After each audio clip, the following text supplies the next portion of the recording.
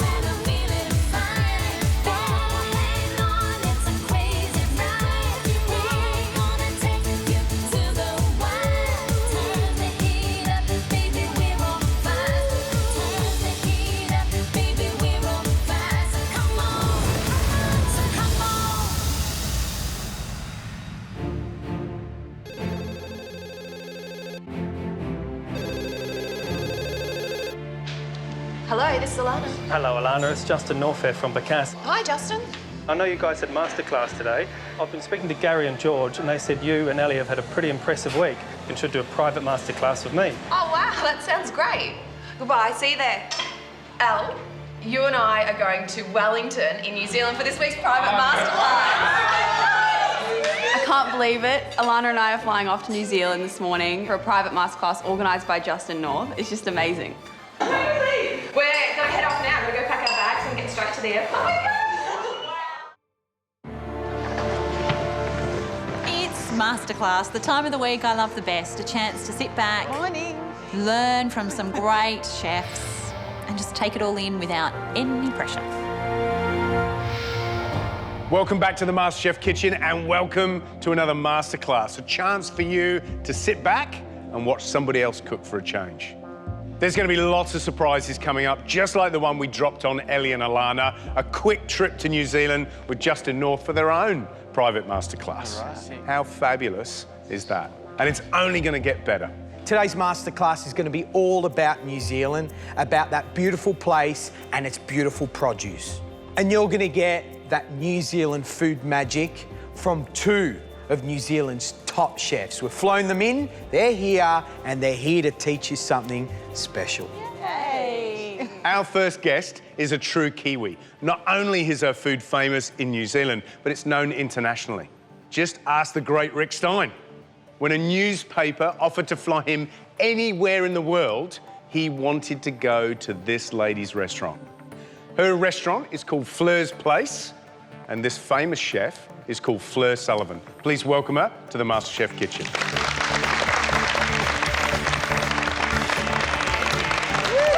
Hello, Fleur. How are you? Welcome to the MasterChef kitchen. Come and stand here. Thank you. So, Fleur, tell us something about your restaurant. Well, I live in a very small village in New Zealand, population 69 people. Ooh. But all Australians that come to New Zealand, somewhere along the way, someone says, make sure you go to Fleur's. So you turn left at the boat, down a little rough road, and come around the corner, and here's this beautiful bay with fishing boats. And then across the bay is my restaurant.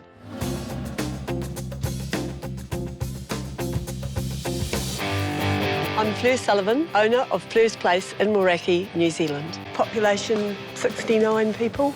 We serve about 200 or 300 meals a day. I've been in the restaurant game for about 35 years. I do like to be involved in every aspect of my restaurant. That's where I get my satisfaction from. The reason my food is unique is because I have an opportunity that not many people have. We've got the sea on three sides, the fishermen with the fish, and the beautiful produce of this valley from this Waitaki area is right at my doorstep. We get it every day, presented with pride, and we treat it with respect and love and put it on the plate, and people recognise it. I'm going to leave you with Gary and come back to see what wonderful things you're cooking. I haven't bored you. Thank you so much. Bye. So, Fleur, now we've got George out of our hair, we can get on and do some cooking. So what are you going to show us today? I'll show you how to make Fleur's famous seafood chowder.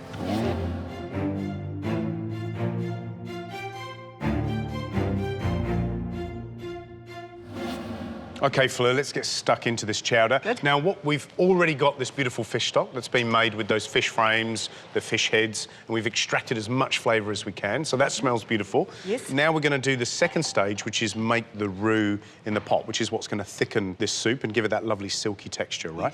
OK, so what's first? Well, we'll turn the element on. So a low temperature or medium heat, and then butter first. So how much butter's here, Fleur? 200 grams. OK. Now, you've got some vegetables here. So you've got celery, carrot and onion. We've got about 1 onion in there, and then just under a cup of diced carrots. And the same of celery, just under a cup. Good stuff. So plenty of flavour going to come out of those. Yep. So what are we looking for when we're sweating those vegetables? You just want them to colour through, just get a wee bit opaque. It's looking beautiful. So the vegetables have started to soften, and it's at this point now that we add 200 grams of flour? Yes, it looks like quite a lot, doesn't Yeah. it? And I'll put a wee bit of the wine in there. So wine's going in? Yep. 100 mils of wine? Yep. OK. 150 grams of tomato paste? Yes. Gutsy flavour, right? Yes. This fish stock needs to be warm, right? Yes. So you've got about 2 litres of stock there, and you're adding a ladle at a time? No, I'll just do that at the start. OK, just to make a paste in the bottom of the pan. And it's obviously important to make it pasty like this, because if you added all the stock at once, the chances are you're going to end up with little pockets of flour and lumps, which is not what you want. My mother used to do that. Oh, so did my mum. Yeah. But actually, it's She's funny. dead now, I can mention it. My dad was always very kind and pretended they were fat. Yeah. You know, it was the fat, and he liked the fat. So now you've got to this stage. We've added a little bit of the stock, and we've softened that roux, so we've got a pasty consistency. And now you're going to add, you've got 2 dried herbs here. What are these? That's ground fennel. And what's this and one? That's Spanish paprika. So how much are you putting in of that paprika? The lot. OK, so there's about a teaspoon there? Yep. And now the fennel? Can I put it in? Yes, you can. Thank you. Beautiful. So once you've got that pasty consistency, you can pretty much add the rest of the stock, and then you know that it's going to dissolve and then bubble and boil into a beautiful soup. I love the colour on that, Fleur. It looks beautiful. Isn't it? Yeah, yeah, really lovely. Now, I've got this bouquet garni here. What is a bouquet garni? What's in here? Well, we use the celery and we've put the thyme, a bay leaf, and I think there's probably a wee few fennel seeds in there as well. So rather than finding bits of herbs in your soup, you can just pull that little string out and everything comes with it. So that's Fleur's beautiful, simple seafood chowder base, and all we've got to add into there now is the seafood. So what have we got here? That's hapuka. Okay. That's beautiful groper. Yep, and you want a nice, meaty, firm flavoured fish with bags of flavour. Yes. So you don't have to use expensive fish, you can use cheaper stuff. Ling flaps we often use, Yeah. and blue cod when we've got an abundance. So what have we got here? New Zealand green lip mussels. Okay. Which are different to the Australian ones, which are a Yes. black or blue mussel. And then what are these? You got some clams? Yes, they're New Zealand little neck clams. Little neck clams. These are your scallops. Yeah. They're beautiful. And how different are they to the scallops that you get in New Zealand? We use a queen scallop, which is only available in the Otago harbour. They're smaller and all different colours. Beautiful. All right, let's get stuck in and we'll pop the hapuka in. 500 grams of the hapuka. Beautiful. What goes in next? Normally I would be using queen scallops, but this one's escaped. Yeah. Did you eat it? Yeah. And then we've got mussels and the cockles. Yep. So we've got 500 grams of hapuka, we've got 10 scallops, 15 little cockles, and we've got about the same of mussels. Yes. And that's going to take about 2 to 3 minutes, and then that'll be ready. So, Fleur, it looks beautiful, looks ready. Can't wait to taste it. Should we serve up? We will. Oh, look at that. Nice scallop. Oh, look, this is a beautiful spoonful. Where do I stop? Oh, there you go. Look at that. Beautiful. And that's my famous Fleur's seafood chowder. Beautiful stuff.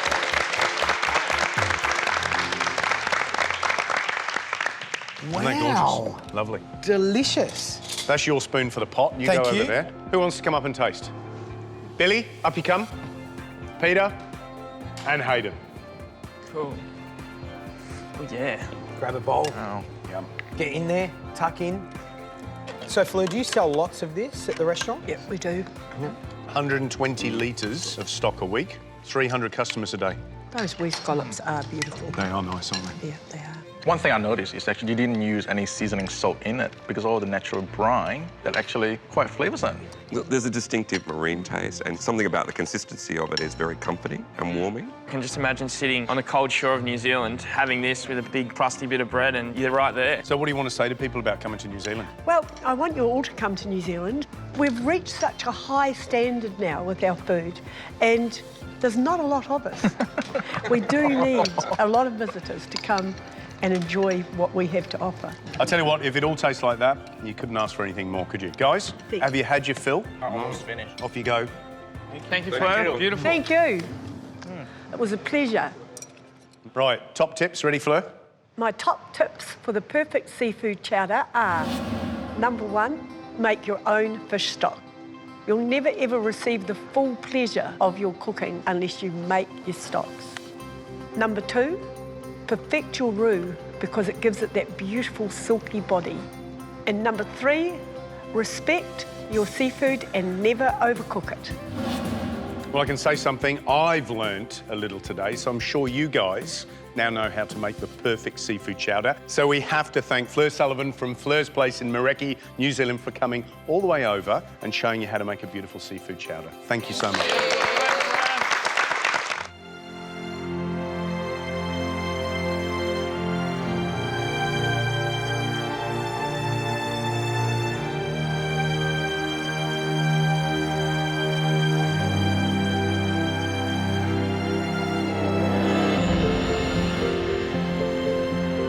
Alana and I are in Wellington today for a private masterclass organised by top chef Justin North. Oh, it looks so beautiful. The sun hitting all the buildings there, looks gorgeous. Justin mentioned on the phone that we'll be spending the day with Al Brown, who is a chefing legend here in New Zealand. Oh, it's a boat. Hi, ladies. Hello. Welcome to Wellington. Thank you. I'm Al Brown.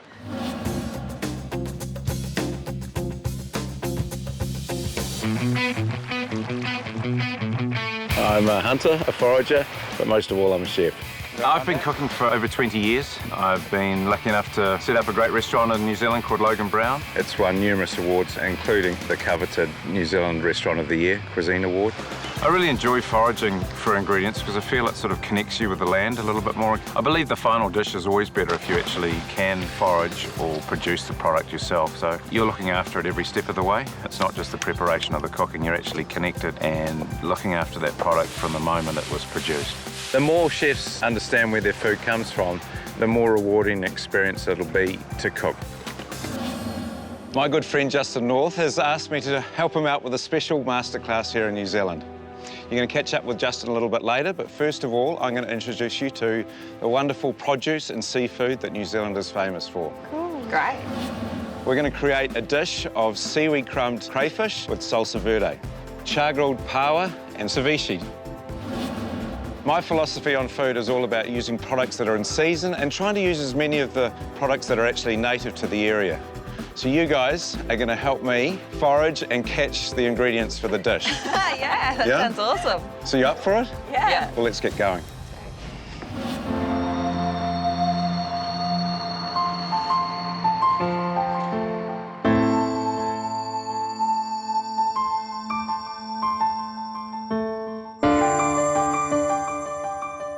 So girls, the hero of our dish today is going to be a crayfish. This is the entrance of Wellington Harbour. This is crayfish country. We're going to catch them in a pot, hopefully, and we'll pull that up, and with a bit of luck, bullseye. Here it goes. You see it's coming? Yeah. Fantastic, They're look like at that. pouring onto the side. Hey, how about that? Let's put that in. Come and have a look at those. Wow. Now that, you know, they are just absolutely magnificent, aren't they? Oh, wow.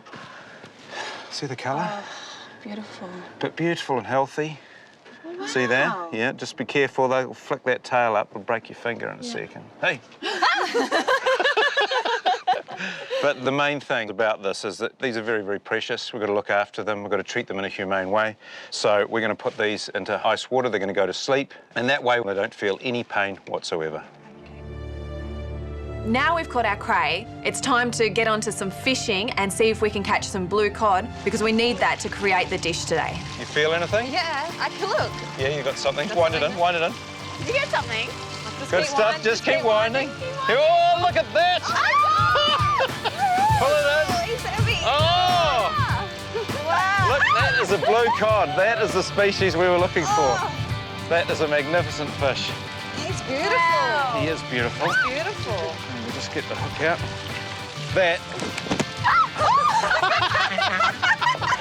That is a beautiful Wellington blue cod. Look at it. Alana's the first one to catch a fish, so I know they're out there. Fantastic. If Alana's got one, then I am definitely getting one. Magnificent blue cod. Wind it. Quick, quick, quick, quick, quick, quick. Wind it. You got it? Bring it in. You girls are fantastic. I hope you can cook as well as you can fish. There you go. Look at that. It's just about the same size, isn't it? It's beautiful. How about that? Okay, pretty good? That's awesome. Fantastic. So we've got a couple of blue cod, we've got some crayfish. We're going to head into shore and we're going to forage for a few other ingredients. And then we've got the makings of a great meal. So let's get going. Beautiful. Fantastic. Well done. I couldn't believe you caught them.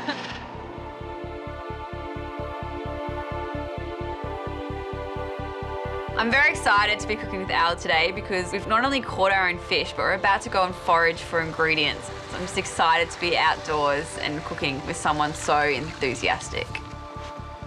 So what I love about, being in this sort of environment is there's always things to look for that we can use. Yeah. That's what foraging's about, and you'd be surprised. I mean, you look around here, look, this is wild parsley, and we're making a salsa verde, so we'll grab a bit of this. It's all about keeping your eyes open, and you'd be surprised wherever you go, there's things to forage and there's things to use. Right here, that's some samphire. This is a succulent, but it grows here along the coast. We can use this as a sort of a seasoning for the dish. We're making a salsa verde, so instead of using salt, we've got an ingredient that's got a lot of that happening already. It'll go very, very well with the salsa verde. Beautiful. These waters are just teeming with seafood, and this is where I dive for abalone. I went for a dive yesterday. These are what we call pawa, which you'd know as abalone. It's like a sort of snail of the ocean, just a wonderful delicacy. They can be a little bit tough, so we're going to remove them from the shell. And the way you do that is that you just run your thumb down the centre, and then you just run it along underneath, and then you pull it up. And it's going to have some stomach in there.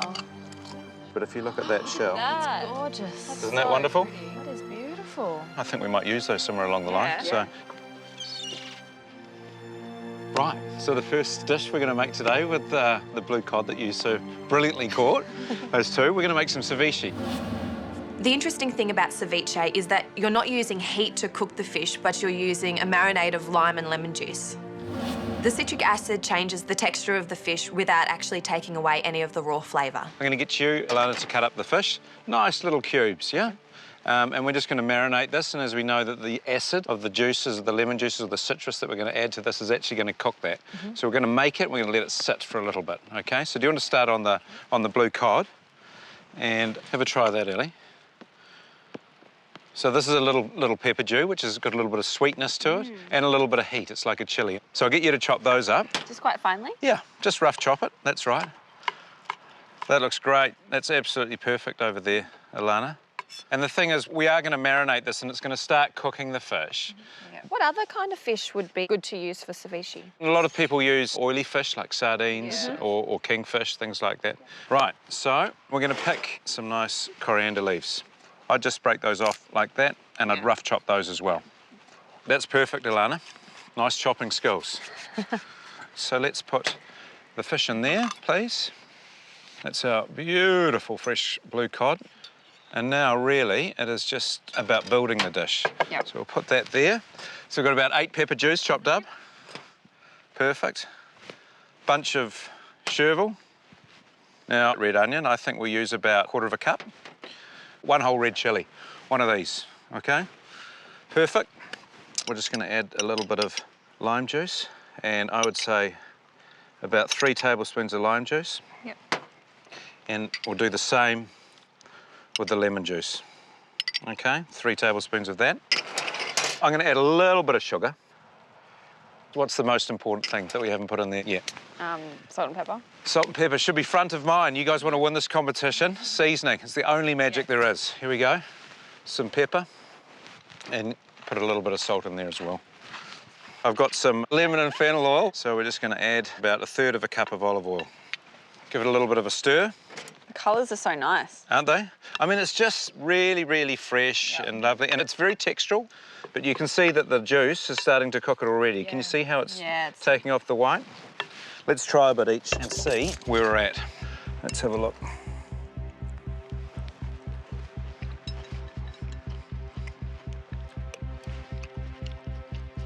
What do you think? A little bit more salt? A little bit more salt. A little bit more salt. But I think there's a lot going on there, and it's quite lovely. Not eat it just like that. So how long did you leave it for? Well, we're going to leave this for about half an hour. You can see it's just starting to cook, but we've still got that lovely, lovely texture in our mouth. Okay, well done. That's the ceviche starter. We'll put that to the side, and then we've got some real cooking to do. Oh.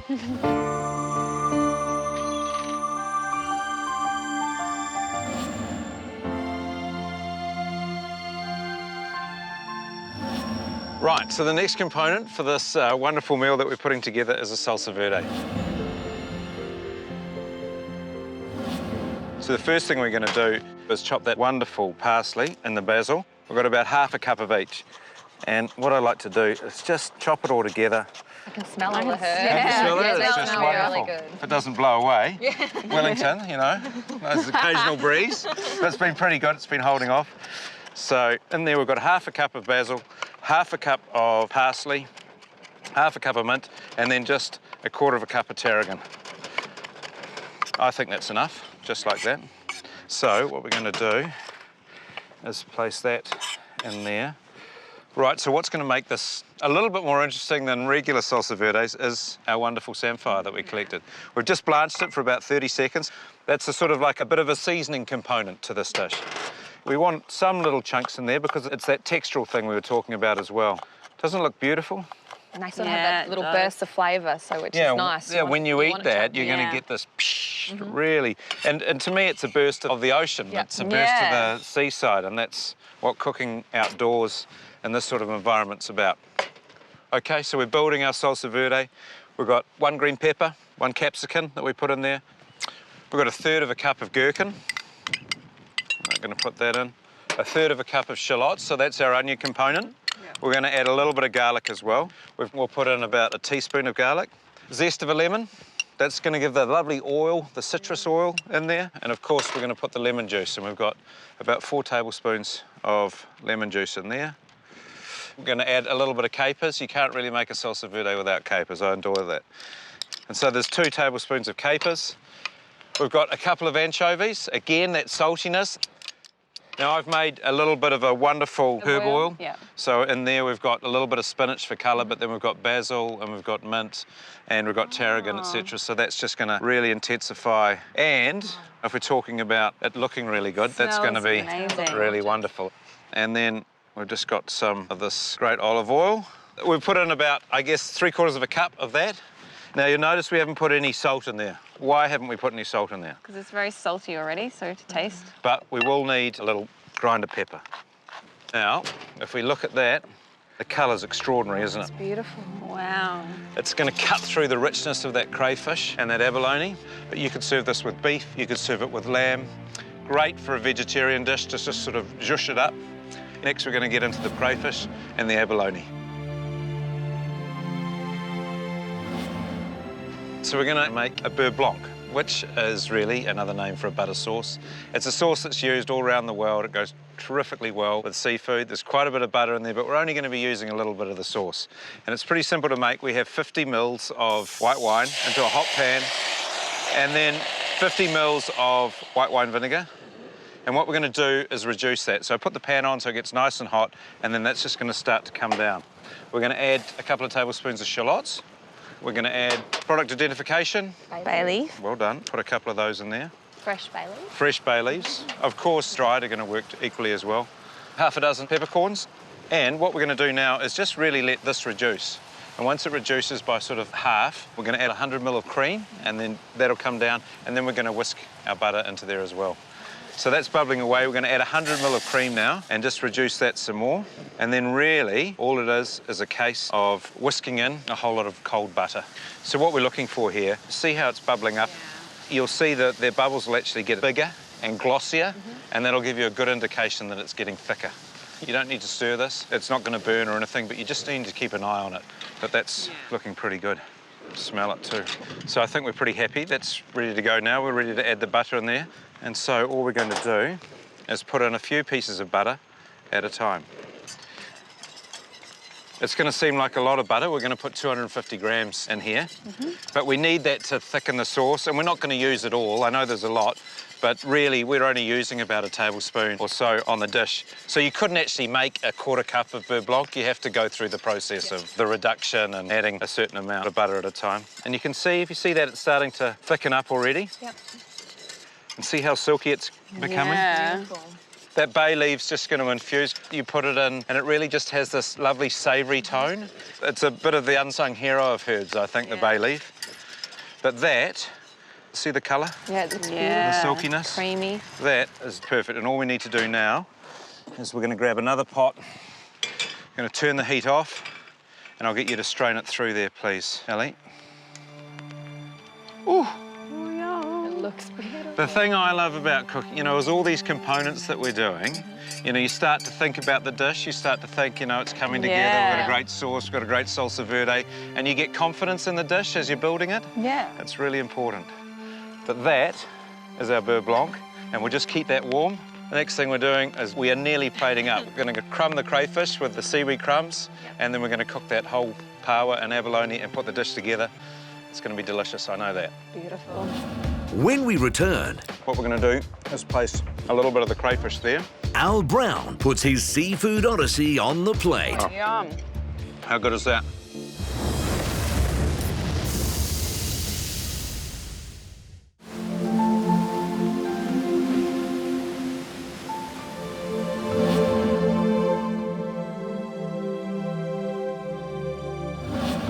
Right, girls, we're on the home stretch. I have to apologise a little bit for the weather.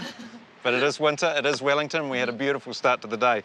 But we're going to get into it, we're going to cook this beautiful crayfish. Now the thing that we're going to do, I want you to try this just quickly. This is some dried seaweed right from here as well. It's called Corango, and that's going to add another seasoning to the dish, yeah?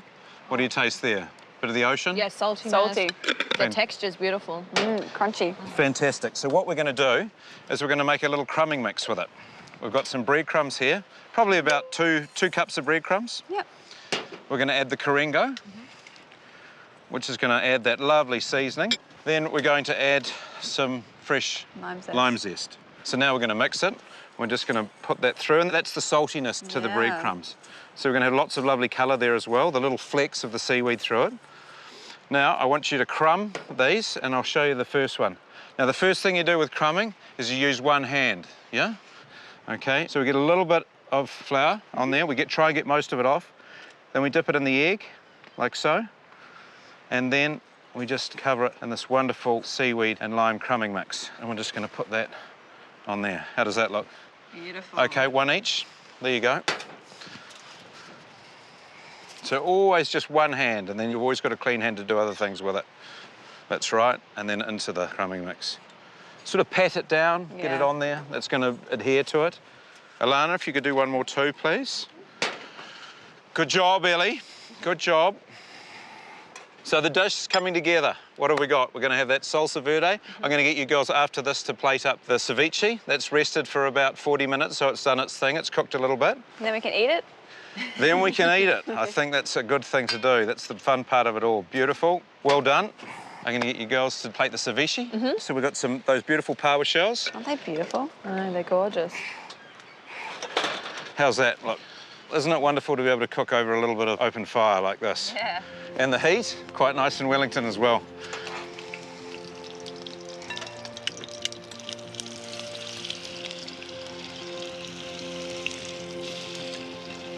Oh, that looks beautiful. Now we're going to cook this power on this lovely hot grill like this. The reason why I like to cook with wood, first of all, to me as a chef, it's sort of challenging. I love it and it imparts a beautiful flavour into the food. These are not going to take long at all. Yeah. And the golden rule with cooking seafood is always undercook it. If it's really undercooked, you can always cook it a little bit more, but when it's overcooked, there's nothing you can do about it. But seafood in general, when it's fresh like this, it should still be a little bit opaque in the centre. All we're really doing is heating it through, and we'll turn them maybe a couple of minutes on either side, and they're done.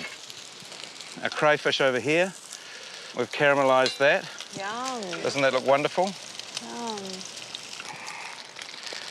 That looks pretty good to me. But if you feel it, it's firmed up beautifully, and we don't want to overcook it. That's done. Right, let's have a look at our power. And again, it's just warmed through. We're going to put it in here for a second to keep it warm. And doesn't that look great? Yeah. Time to plate, girls. Now, the first thing we do, it's the cook's prerogative to try a little bit. Have you ever had it before, Power? No, not like this, I haven't. Let's have a little try. I haven't had it for years. Wow. It's delicious. That is so tender. Isn't it tender? Yeah. Magic. You don't have to do a lot to it either. It's incredible. Not much at all. What we're going to do is place a little bit of the crayfish there. We're going to get 3 lovely slices of the power, and we're just going to put them like that. We're going to get the salsa verde. Oh, yum. And then, of course, we've got our beautiful beurre blanc that we made. And all we do here... Yum. Now, I'll tell you what, I think that looks pretty extraordinary. Let's try the ceviche first, eh?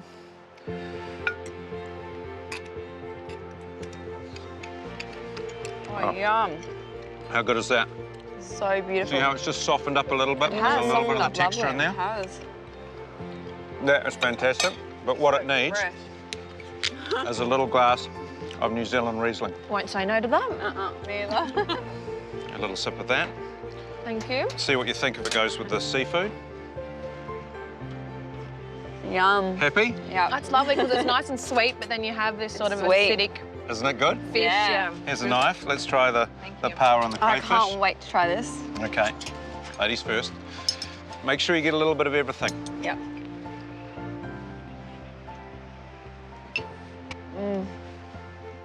So we'll try it. Oh, beautiful. It's that very... fresh salsa verde with the charry power is beautiful.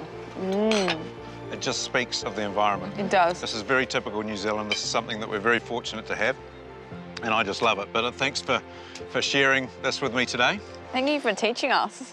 No problems, and I've got 3 tips for you, okay? The one thing that you got to remember, and I kept talking about it today, was seasoning. It's all about how it tastes. The next point is always think about your environment, where you are and what you can use from it.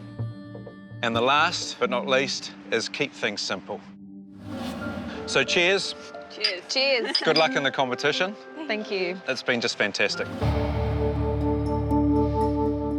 Today on Masterclass, it's all things New Zealand. And our next guest is from Auckland, and no stranger to things fine dining and no stranger to things MasterChef.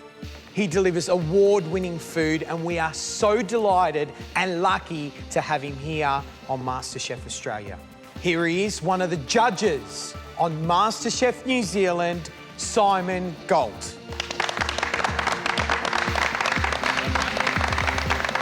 Hey, George. Good to see you. Good to be here.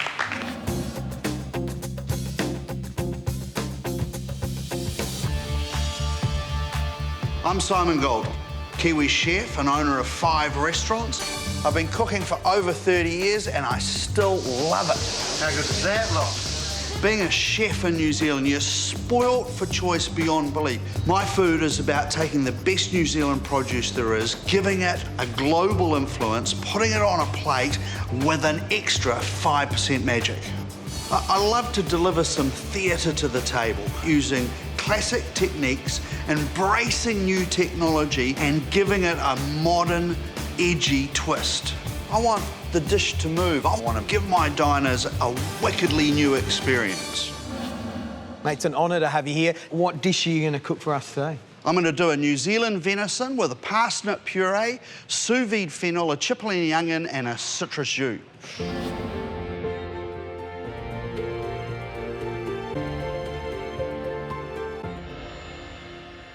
Who's cooked venison before?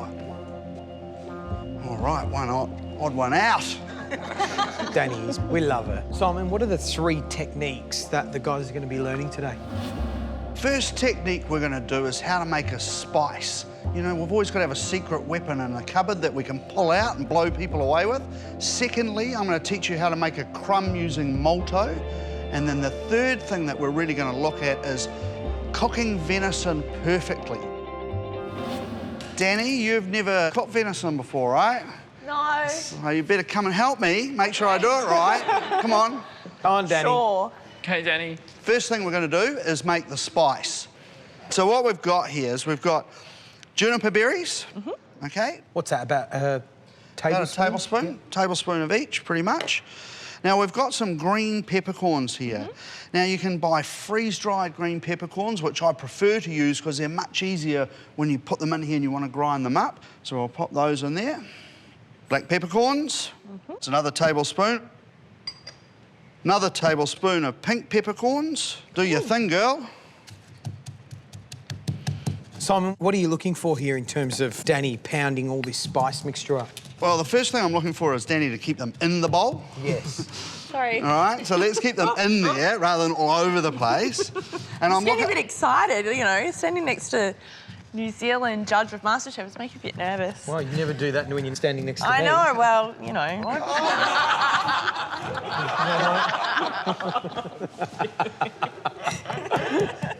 And keep going because we want it. You want it fine Yeah, I or want like- it really fine. I don't want somebody to be biting into a great big hunk of pepper. All right, now what I've got here is the citrus part of it. This is 2 oranges and the zest that we've got off the orange. And then what we've done is put it into some cold water and brought the water to the boil. As soon as it hits the boil, drain it off, put some more cold water in there, bring it to the boil again. Then it goes onto a tray, into the oven, and at 100 degrees for around about an hour until it dries out. Now, so let's get in there and give that a good... This is one of the secret weapons that you can have in the cupboard, pull out and sprinkle old prawns on the barbecue over a beautiful piece of fish, as you say, pan-fried. Be absolutely lovely, but just a little bit because it's quite strong. Okay, that looks good. So let's have that into there. Okay, so our crumb is ready, and that could go into an airtight container. We could store that for months and it would still be fantastic. Malto. This is what we're going to use to make the crumb. And I want you to just put your finger in here and just feel how light it is. It's quite incredible. Wow. It's a really weird texture. It's made from tapioca, okay? Or it's a type of maltodextrin. A lot of people use it in cakes to make things, is to fill a cake out because there's no calories in it whatsoever. So what we're actually going to do is we've got some bitter chocolate, which is going to go into a bain-marie, and we're going to melt that chocolate. So I put 25 grams of good quality bitter chocolate in here, and then it's going into the 30 grams of the malto. So we've melted our bitter chocolate, and then what we're going to do now is, I'll do this first bit here, is put it in here, and you tend to mix it round and it'll go everywhere because it's so light. Like if you blow it, it would be all over the place. And I mean, this maltose is quite neutral in flavour, so it's fantastic to add flavours to it. Now what we're going to do is we're going to put like a good sort of heaped amount of this in here. So this is now a carrier for our spice as well as our chocolate. Yeah, I'll put like almost a good couple of teaspoons in there, and then you can have a taste of it and add more to it if you want. Less, depends on how spicy, because remember this is all peppers that were put in here, so it's carrying some heat. We'll set it aside. You can make that in advance, store it in an airtight container in the cupboard, and it will last weeks in there, no problem at all. Let's cook some venison, yeah? Yeah. All right, first time, yeah? Cool, so let's heat the pan up.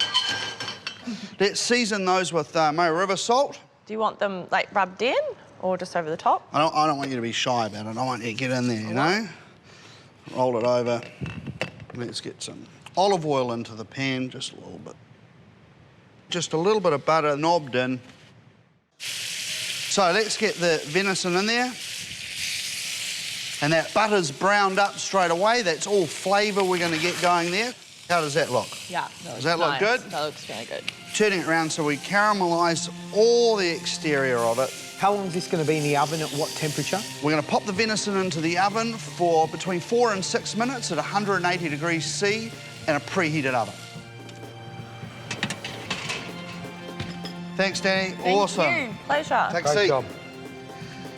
What we've done is we've put our venison into the oven. It'll be cooking for 4 to 6 minutes, and we'll be back to do our parsnip puree, our fennel, our onions, and finish off with the sauce. Fantastic. We're here with Chef Simon Galt, and he's cooking for us an absolutely extraordinary venison dish using New Zealand venison.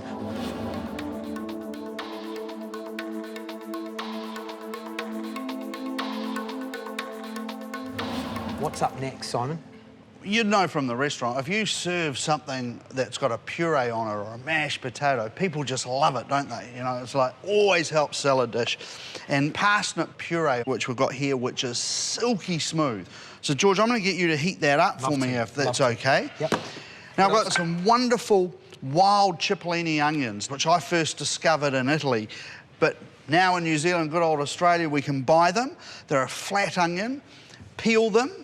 100 mils of stock, vegetable stock or chicken stock, whichever you prefer, 100 mils of good balsamic and 100 mils of sunflower oil, and then just poach them off until they're wonderful and tender. Brilliant. If you can warm those up. That'd be great. Sous vide fennel. Some of you guys have done some sous vide cooking. I like to do it because the fennel itself can be quite fibrous. And by cooking it in the style of sous vide, which means under vacuum, and then you put the bag into a water bath and cook it at 85 degrees for an hour and a half, they are just so tender and wonderful. So I've just sous vided in here with a little bit of Pernod and some stock.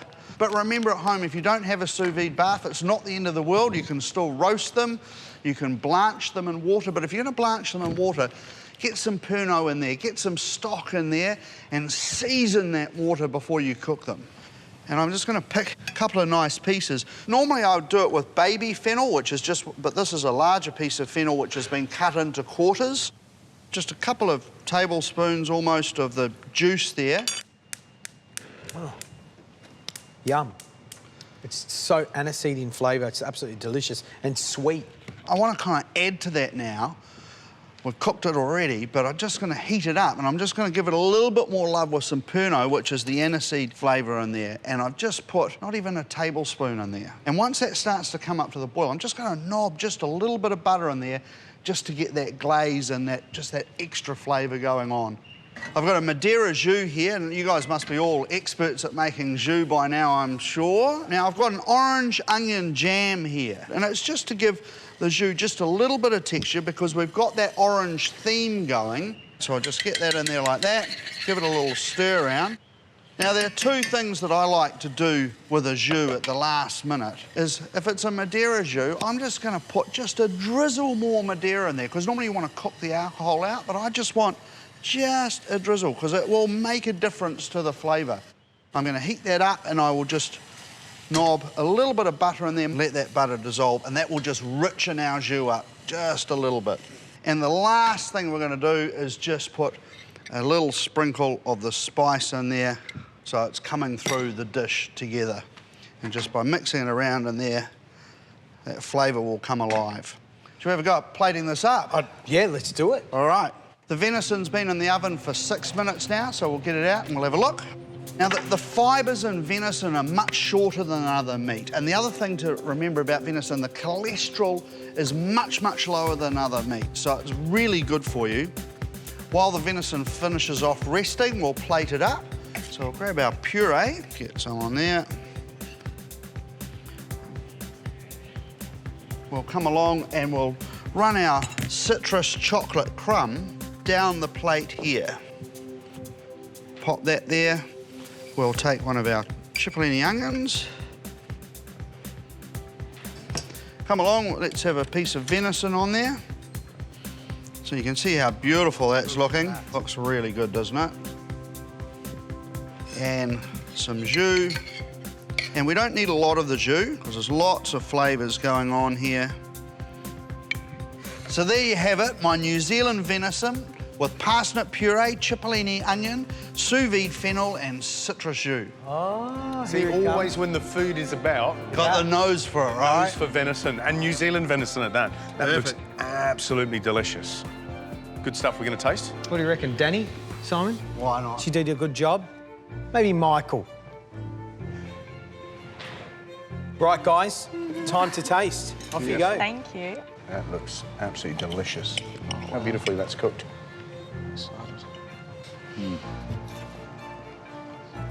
I want to taste the fennel because I love the way it was cooked. The fennel's great. Fennel's so good. Yeah. Really good. Hey? Try the onion. The venison's beautiful. And you can taste the healthiness. The thing I like is that right at the end, after you've had all of it, you still get a little bit of the warmth from the pepper and a little bit of the chocolate, and it just finishes it off.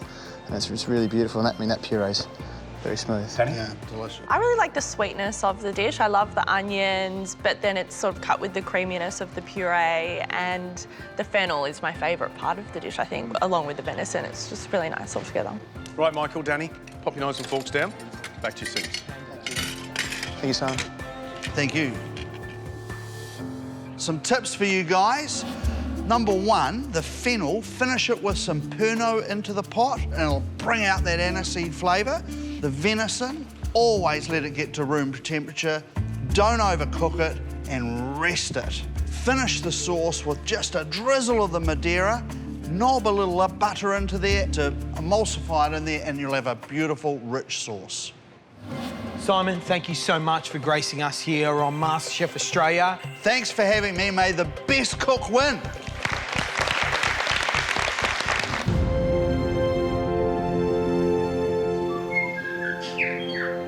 Oh, you can hear the birds? It's our second day here in Wellington as part of the private masterclass that Justin North has organised. And I'm really excited just to find out what food he's going to be teaching us. We don't really know what's in store for us today, but all we know is that we have to meet Justin at the top of the cable car.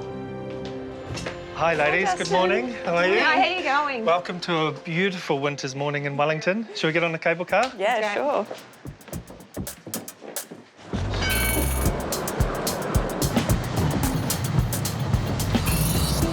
So later on, we're going to go and meet Martin Bosley, one of New Zealand's most famous chefs, and have a masterclass with him. But before we do, I want to take you on a foodie's tour of Wellington's most eclectic and exciting cafe and bar scene. Wow! That sounds great.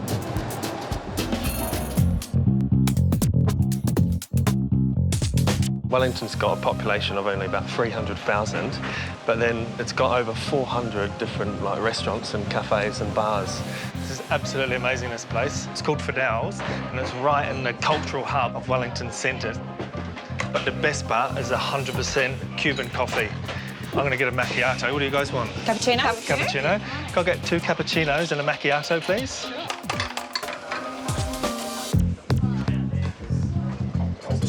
Thank you. Thank you. These coffees look great. Yeah.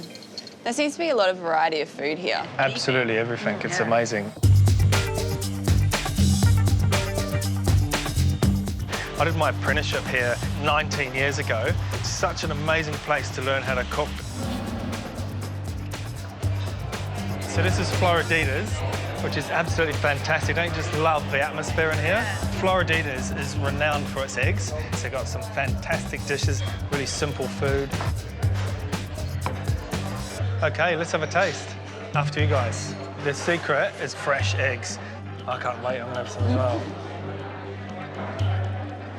They're beautiful So eggs. much flavour, isn't it? It's incredible.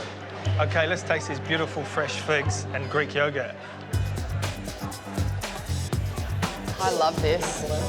It's amazing the difference when you have really good produce like this. Kiwis seem to travel loads and loads overseas, and it's amazing how they pick up these different ethnic-style cuisines and then bring it all back to Wellington. Oh, Wow. Wow. Yum.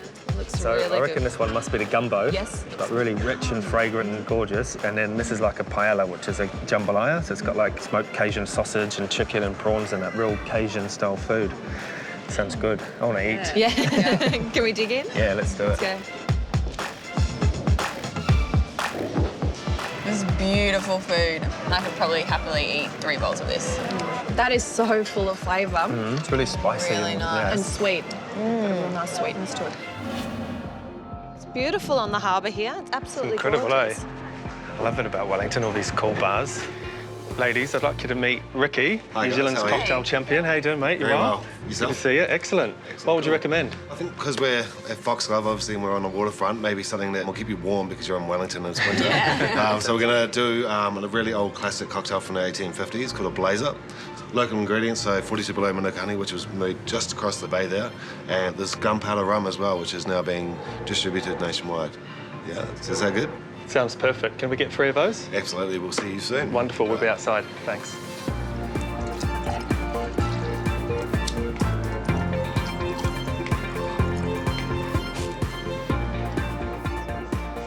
Okay, guys, here's your blazers. Enjoy. Thank you so much. How good do these look? Yeah. Cheers. Cheers. Cheers to Wellington. Stunning. It's so nice, isn't it? So nice. Warming it's and really fresh. smooth and warming. It's perfect for a cold day. Yeah, smooth. So smooth. So, ladies, we're going to finish our food tour today by visiting Martin Bosley's Yacht Club restaurant. Martin's one of the most awarded chefs in New Zealand, and we're going to go and get a fabulous masterclass with. So make sure you ask him lots of questions along the way. Today's been such a huge day. We've had coffee at Fidel's, perfect poached eggs at Florentina's. At Sweet Mother's, we've had Cajun, New Orleans-style food, cocktails at Foxglove, and now we're going to meet Martin Bosley, who's one of New Zealand's best chefs, to have a masterclass with him. Hey, how are you?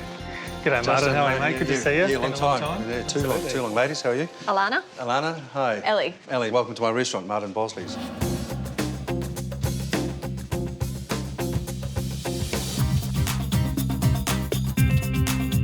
What makes the restaurant so well regarded is the unique location that we enjoy here and the attention to detail that we apply to every aspect of the restaurant, from the level of service to the food that we cook. Service! Our philosophy here at the restaurant is to eat what is fresh, eat what is in season, and to eat what is local. I'm a firm believer that food should please the eye as well as the palate, so we spend a lot of time plating our food to really get that presentation absolutely right. I think what I'm known for really is the integrity behind the dishes that we cook, whether it be seafood, whether it be desserts, whether it be meat dishes or vegetable dishes. People come here because they love what we do. What have you got in store for us today, Martin? I thought we'd start with a warming winter dessert using one of our seasonal fruits, the feijoa, and mixing that up with some Manuka honey. It's a dessert we call blossoms and honey.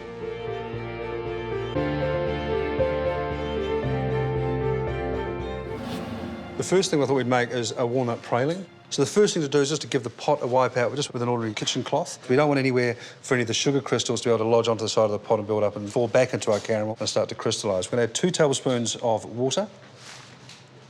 That's it. And add 200 grams of sugar into that as well. Turn that on and just get that cranked up.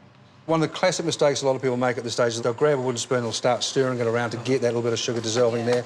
Big mistake, you don't want to do it, because as soon as you put the spoon in there and start to stir it, it'll just crystallise straight away and you'll have to start all over from scratch. We will try and get a little bit of moisture onto the top of that sugar that's in the centre there, though. Just gently stirring it. You'll see shortly as that last bit of sugar in the centre goes, you'll see the gold colour creeping in from the edges of the pot. We just give the pan a bit of a gentle shake there as well, just to sort of get that sugar moving around. Just a little bit more, not too far to go now. Nice and golden brown, lovely. There's 200 grams of walnuts, just tip them straight in. And now just stir those through. Just make sure they're all nicely coated.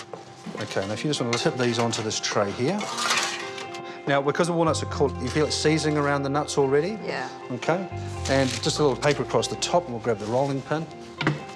Okay, and just roll that out pretty much as flat as you really can. Obviously, you're not going to get it too flat because of the nuts that are in there. Right, but you see it's got a beautiful shine to it as well. We're going to let that cool down, and we're going to start the candied bread stage.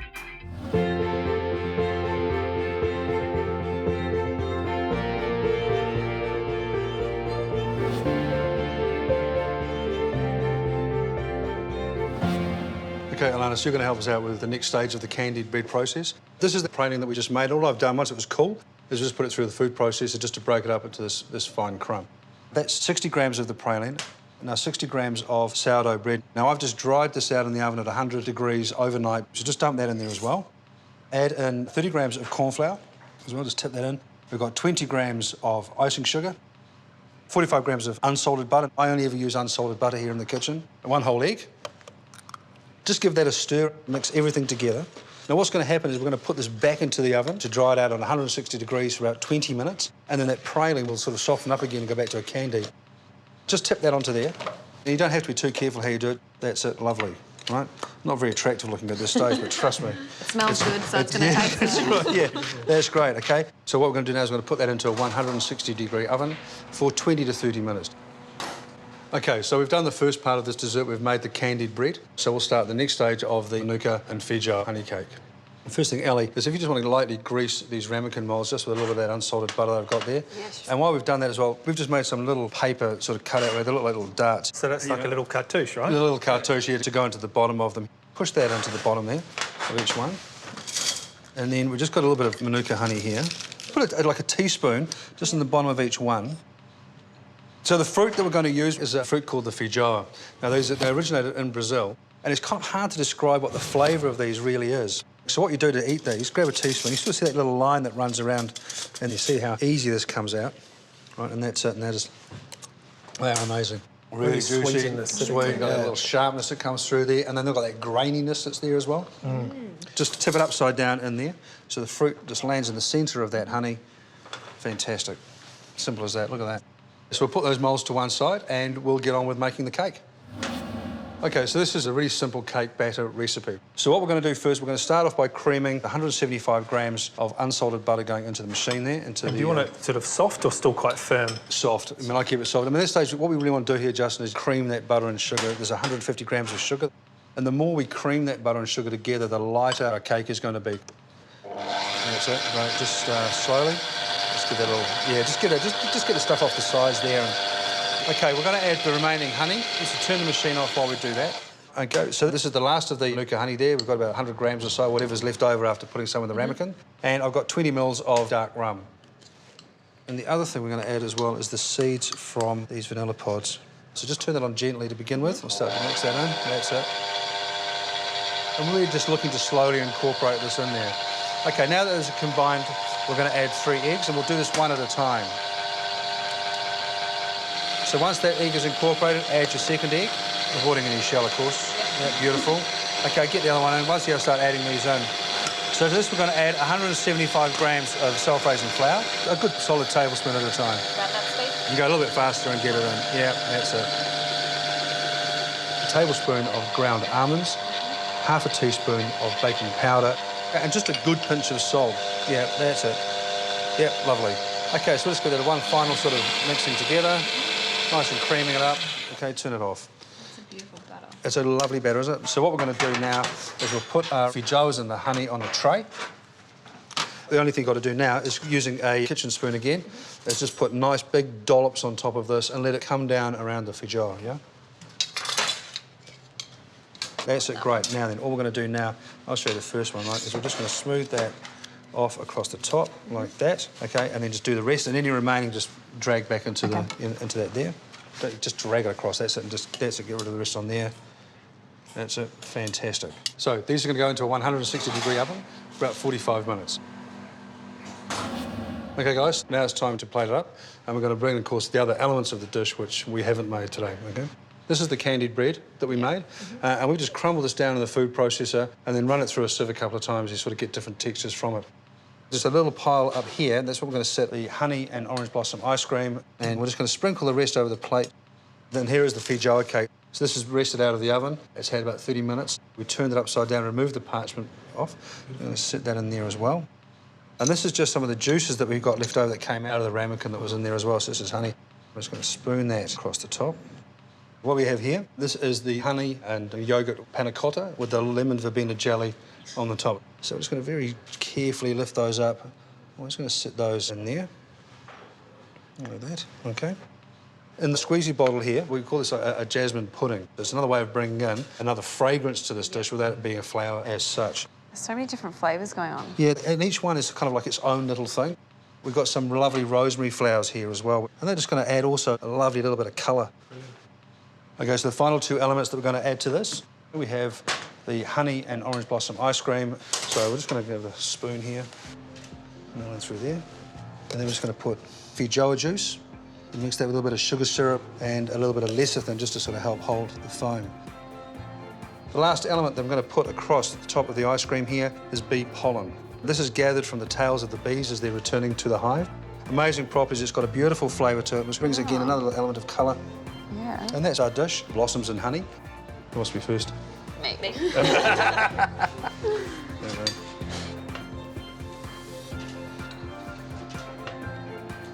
That panna cotta. The panna cotta's beautiful. Yeah, Lovely melts in your texture. mouth. What fascinates me is that there's lots of different ingredients on there, but how well they come together. It's really nice. The cake, yeah. It's not too sweet, but you can taste the fruit and the syrup. It's a nice way of sort of having that autumn-winter pudding without it being too heavy. It's really nice and light. I love steamed puddings, but they're just seriously bad for my health, you know. Oh, I love that panna cotta. You can have the last bit. Get the last bit a out. big bowl of it. OK, so my top 3 tips for the dessert that we've done today. The first tip is about the praline. You've got to be really careful that you don't caramelise up that sugar when you're melting it down. It doesn't go too dark, too quick. The second would be the candied bread. It's a great way of using stale bread and can be used with savoury or sweet dishes. And the third one is the cake batter, which is a great basic recipe that can be used with lots of different seasonal fruit and add other elements to that batter as well as you see fit. So, Ali, Alana, thank you very much for coming and spending the day here at Martin Bosley's. It's been a pleasure to have you. Hope you learned a few things. Justin, Thank good to you, see mate. you. That was No worries. awesome. Great I to told see you it's again. good, didn't I? Thank you so much for having us. No, a pleasure. We've learnt so much. Yeah, we have. Take back into the kitchen now. Yeah. Hopefully have a little one-up on the rest of the contestants. Yeah. We'll keep secrets. Cool, brilliant.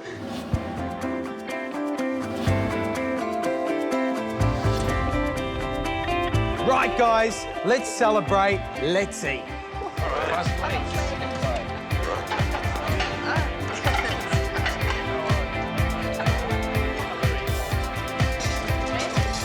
Right, that's it, guys. Another week.